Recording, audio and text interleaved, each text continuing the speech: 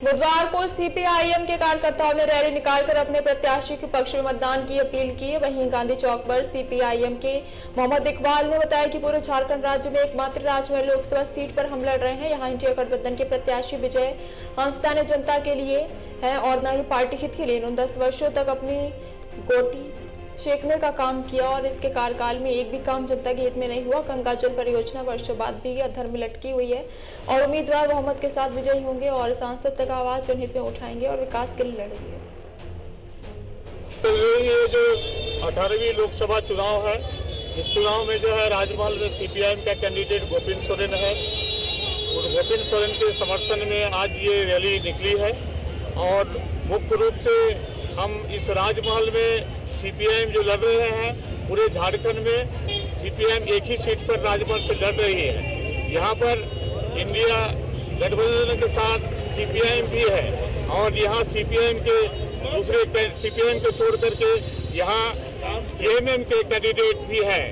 ऐसी परिस्थिति में लोगों के दिल में जो सारी बात है, उस सिलसिले में हम लोग का कहना यही है कि आज जो यहाँ पर जेएमएम के कैंडिडेट है, वो ना जेएमएम के कैंडिडेट है और ना वो जनता के हित के लिए है, ना पार्टी के हित के लिए है, ना जनता के हित के लिए है।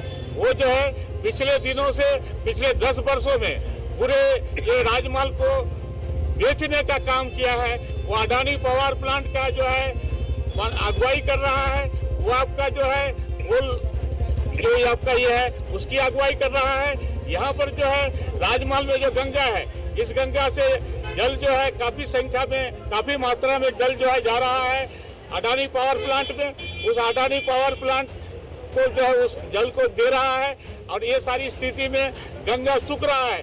जहां साहिबगंज आपका सक्रिय क्षेत्र में 40 मीटर नीचे जल मिलता था, 40 फीट नीचे, आज जो है 100 फीट नीचे जाना पड़ रहा है।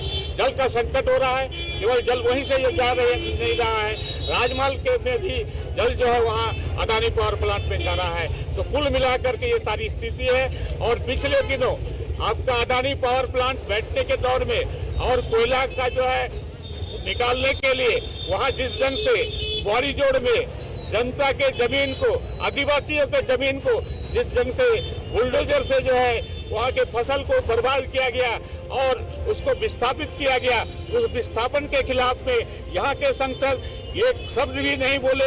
यहाँ के सांसद पानी का सवाल पर भी एक शब्द भी नहीं बोले। यहाँ पर जो है और दूसरे जो मुद्दे हैं, इन सारे मुद्दे को लेकर के इन्होंने कभी कोई सवाल नहीं उठाया।